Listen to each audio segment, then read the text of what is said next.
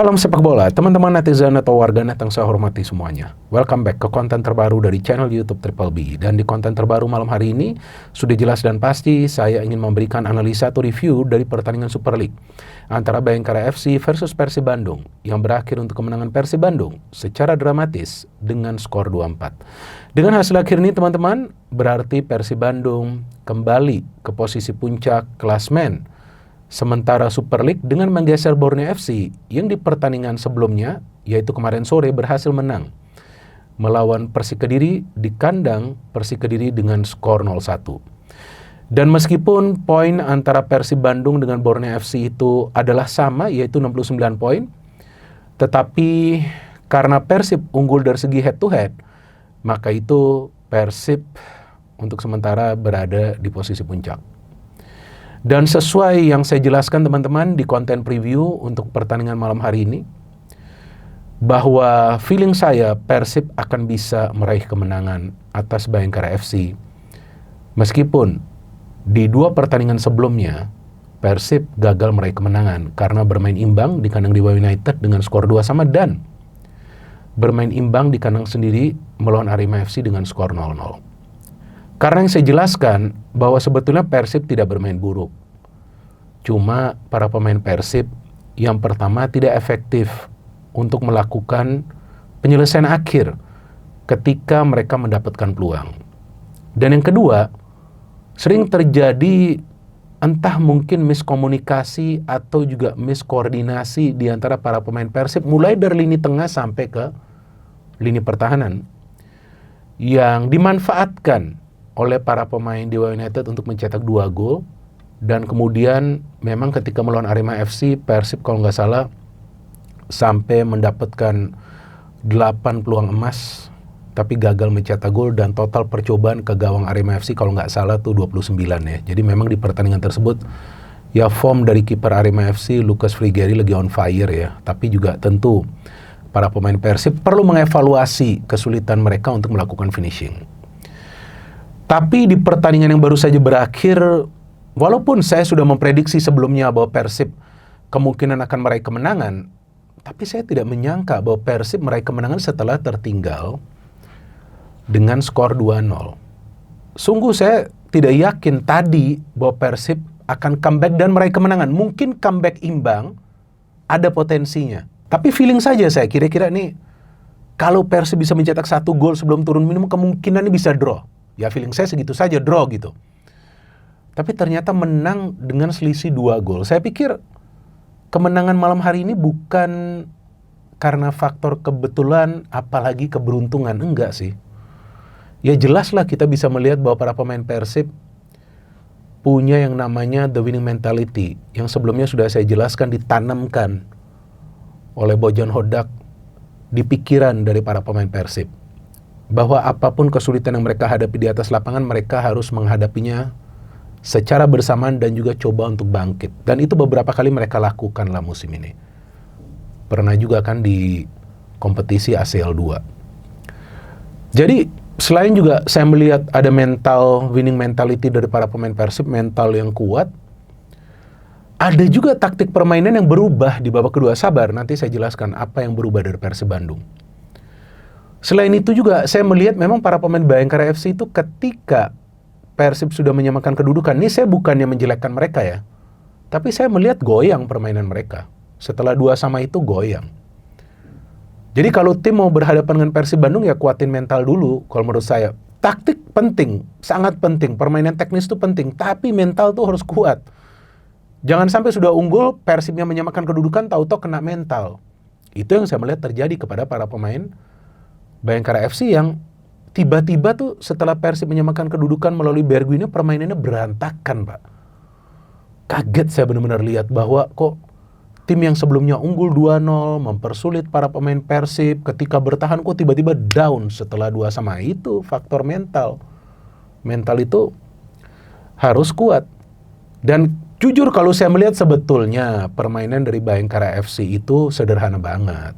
Bertahan secara unit, jangan membuka ruang, pokoknya baik di tengah dan juga di pertahanan, dan marking pemain Persib siapapun itu yang berada di dalam kotak penalti untuk menunggu umpan. Sederhana sekali. Dapat bola, harus fast break, harus counter attack cepat. Mengandalkan 3 pemain di depan. Privat Barga, CDB, dan juga tentunya Henry. Nah 3 pemain ini aja nih yang kotak-katik bola nih. Yang lainnya tuh cuma bertahan mulai dari tengah. Jadi ini taktik yang sederhana yang bisa diaplikasikan oleh para pemain Bayangkara FC sehingga ya ketika para pemain Persib itu ada lagi-lagi nih miskoordinasi dan jarak yang luas antara lini tengah dengan lini pertahanan, itu yang dimanfaatkan oleh para pemain Bayangkara FC. Apalagi di menit-menit awal kan energinya lagi luar biasa. Jadi ya para pemain Persib ini kalau saya perhatikan juga ada kesan terlambat panas juga. Mereka gak langsung nyetel gitu. Tapi dalam penyerangan Persib bagus mainnya. Sama seperti ketika melawan Dewa United dan juga melawan Arema FC. Penyerangan tuh bagus. Karena buktinya secara keseluruhan Persib bisa menciptakan lebih banyak peluang yang berbahaya atau on target sekitar 8. Conversion rate-nya bagus. 50%. Dari 8 peluang emas bisa mencetak 4 gol. Itu yang selalu saya katakan. Conversion itu harus bagus. Plus tentu di pertahanan pun harus kuat juga. Oke, saya jelasin dulu ya starting lineup ya. Dari Persib, saya sebenarnya belum 100% fit nih. Ya udah kita bahas aja ya. Oke, dari Bayangkara dulu ya. Ini ada Akil Safik, pernah membela Persib Bandung juga kan sebelumnya ya. Dia penjaga gawang yang bagus loh sebenarnya. Kemudian ada juga Iputu Gede, kalau nggak salah pernah juga bermain di Persib setengah musim. Sadiki memang luar biasa, Damjanovic kuat. Frankie Misa sebetulnya bagus sih dia. Saya bingung juga kenapa ditarik keluar. Mungkin karena sudah mendapatkan kartu kuning. Firza masuk, menurut saya kurang kuat tuh dia, Firza di kiri. Sho Yamamoto bermain lebih ke dalam. Kemudian Moises sulit banget ini pemain dilewati. Memang defensif banget ini Bayangkara FC dan bagus defense-nya. Wahyu Suboseto oke, cukup baik. CDB pemain yang paling sering mengganggu pertahanan Persib, luar biasa skill individunya. Itu kalau Teja gak save udah jebol itu gawang dari Persib. Sudah one on one loh, itu yang saya katakan tuh. Teja tuh kalau one on one tuh banyak sering melakukan save. Privat Barga bagus, dan ada Cedric Henry ya. Cedric Henry juga bagus. Dari Persib, Andrew Jung sebagai target man, Beckham Putra, Berguinho, oke, gak ada kejutan di sini. Tom Hay, McClock, Adam Alis. Ini adalah lini tengah yang kreatif sebetulnya dan ofensif ini.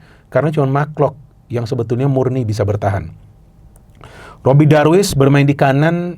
Oke, mungkin ini dia mengisi slot pemain muda ya, Robbie Darwis ini ya.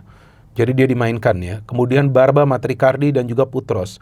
Dan Teja Pakualam ya, sangat beresiko kalau menurunkan Fitra Maulana di pertandingan away, apalagi melawan Bayangkara FC. Dari jalannya pertandingan, oke, Bayangkara bisa mencetak gol lebih dulu. Karena itu memanfaatkan ruang yang terbuka di sebelah kanan yang Robbie Darwis out of position. Sebetulnya Robbie Darwis lagi menutup ruang di kiri, di sana out of position. Si Barga mengirimkan umpan. Ini yang saya kaget, kenapa pemain Persib pada ball watching, nggak melihat pergerakan dari Henry yang free, sehingga Henry bisa mencetak gol 1-0 karena itu baru menit ke-8. Masih awal, dan Persib hampir mencetak gol, kemudian dari Adam Alis, kemudian dari Tom Hay yang shooting sebelum akhirnya si DB bisa mencetak gol. Ini juga kalau menurut saya nggak ada sesuatu yang berbahaya loh.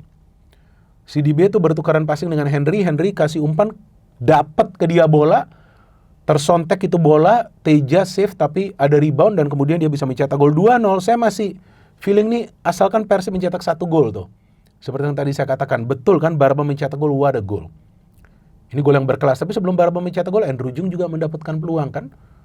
Jadi Persib menciptakan banyak peluang secara attacking bagus, tapi dari tengah ke pertahanan, ini yang saya juga jelaskan di konten preview, tengah tuh harus kuat Persib. Jangan out of position karena pasti tim lawannya akan main counter. Barba ada gol sambil terjatuh, dia heading umpan dari Adam Alis ya. Dan 2-1, ini yang saya kaget kemudian di halftime. Kok Levin Kurzawa yang dimainkan? Ini gak salah nih Bojan Hodak. Levin kan sejauh ini kita belum melihat dengan performa terbaik. Oke lah, Robbie Darwis ditarik keluar. Dan ternyata Kurzawa baru dapat bola langsung dia crossing, Berguinho bisa cetak gol. Gila, kaget saya. Kan saya pernah jelaskan dulu di salah satu podcast yang bincang bareng Binder bahwa Kurzawa tuh salah satu dari sedikit back kiri yang bisa langsung crossing tanpa kontrol bola dulu. Itu dia lakukan tadi dan bola tuh bisa melewati jangkauan para pemain Bayangkara FC tapi mendarat di kepala dari Berguinho yang mencetak gol menyamakan kedudukan. Setelah ini saya melihat drop udah Bayangkara FC. Udah gak bisa main, berantakan mereka. Dan kemudian Beckham Putra bisa mencetak gol out of the box di luar dugaan, walaupun terkena kaki dari Damjanovic kalau nggak salah. Tapi keputusan dia untuk syuting itu adalah brilian. Dia mengambil keputusan yang tepat daripada passing sudah rame. Kotak penalti dari Bayangkara FC. Ketika sudah 2-3, nah baru saya terus bilang, oh ini kayaknya Persib menang. Karena Bayangkara FC udah gak bisa menyerang. Jadi Persib bisa menciptakan total 8 peluang yang berbahaya. 8 peluang emas, mencetak 4 gol. Sebelum kita melihat Adam Malis melengkapi kemenangan dari Persib dengan shooting yang sangat keras. Adam Malis bekerja keras dan jangan lupa Maklok ya.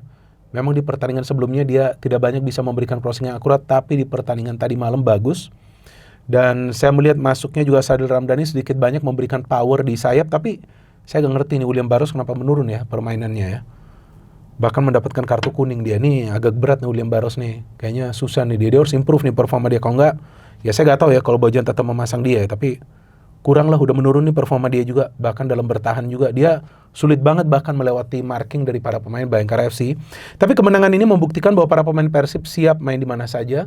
Dan dalam kondisi apapun mereka bisa saja comeback asalkan mereka bersatu di atas lapangan dan mengikuti skema dari pelatih mereka. Mereka ikuti skema tersebut dan mereka berhasil comeback secara spektakuler di luar dugaan saya. Walaupun saya sudah yakin sebelumnya bahwa Persib kemungkinan akan menang, tapi saya tidak menyangka mereka menangnya setelah tertinggal 2-0, 11 lawan 11. Perjalanan masih jauh bagi Persib dan tetap saja tidak akan mudah bagi mereka untuk bisa hat-trick. Gak akan mudah karena ada Borneo FC yang juga lagi menang-menang terus. Tapi itu yang membuat persaingan di Liga Indonesia musim ini seru kan. Kalau bisa sampai pekan ke-34 kita menunggu tim mana yang akan bisa menjadi juara. Dan jika Anda menanyakan kepada saya siapa man of the match, maka saya akan katakan semua pemain Persib yang tadi main dan tidak bermain adalah man of the match.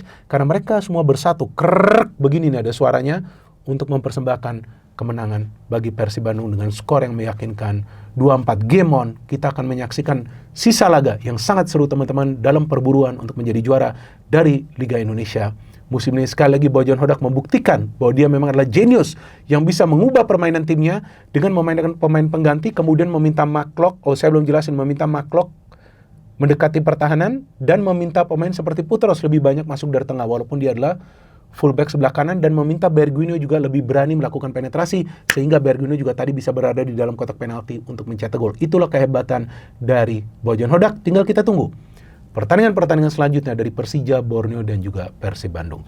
No hit, no politics, only football. Salam sepak bola.